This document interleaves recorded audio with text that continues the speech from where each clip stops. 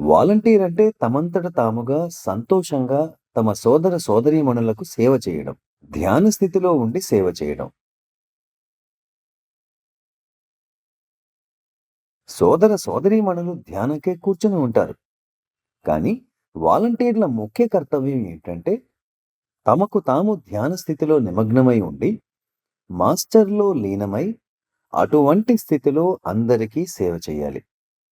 Volunteer work అంటే అది. అందరినీ ఆహ్వానించటం వారి బాధ్యత. ఎవరైనా వృద్ధులుంటే వారికి మెట్లు ఎక్కడం కష్టంగా ఉండొచ్చు.